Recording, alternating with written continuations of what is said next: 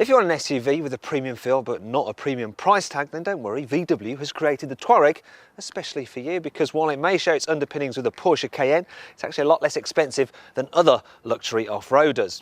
Now the good news is the Touareg has a boot to match that of its more costly competitors, and because there's no lip, you can just slide items straight in.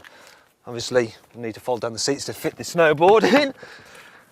And you can fold down the rear seat back and it clicks neatly in place. Now, it doesn't lie completely flat, but it's not too bad. So it's quite easy to slide things to the back. What you might actually want to do is keep your snowboard out of sight. Now watch this, right? Because if I just nip round here again, put the seat back, I can actually slide the whole unit forward, then put my snowboard in here, and with a parcel shelf in place, it's out of sight.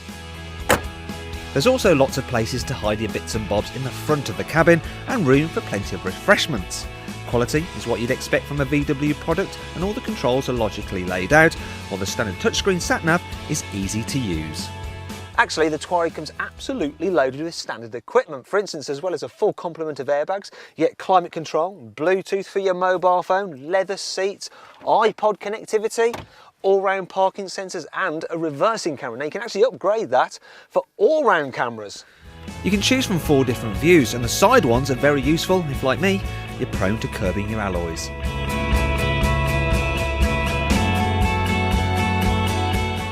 The Touareg is sufficiently capable off-road for most buyers' needs, thanks to its electronic lockable differential and hill descent control. You can get a version with slightly raised suspension for improved all-terrain capability called the Escape, or one with lower ride height for superior on-road handling called the Altitude. In my opinion though, most people will be just fine with this standard SE model, because you still sit high enough to feel like king of the road and have a good view down on your subjects in their small hatchbacks, while the accurate steering, grippy four-wheel drive system and minimum body roll through corners means this Touareg can hold its own on a back route. The good news is that while this VW does have reassuring handling, it's still very comfy. For instance, it just glides over bumps in the road, no problem at all. When you combine this with a quiet cabin, refined engines, a slick 8-speed automatic gearbox and very comfy seats, you've got a car that's extremely relaxing to travel in. You don't have to keep on filling up at petrol stations either, because if you go for the punchy 3-litre diesel in this car, it will return almost 40 miles per gallon.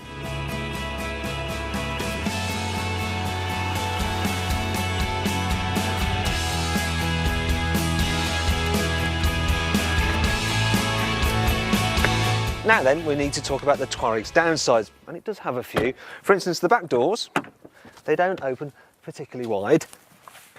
And while there's plenty of space back here, and look, the seats even recline a little bit, the Touareg isn't the best at carrying 3 people in the back, because this centre seat is more of a perch than an individual chair like you get in the Land Rover Discovery. What's more, you've got a large transmission tunnel there for you to put your feet on, whereas in an X5 the floor is almost completely flat. What's more, you can't get a 7-seat version of the Touareg, which pretty much rules it out if you've got a large family. And then there's the interior, because while it does feel well made, it's just not as special as that in its more premium rivals.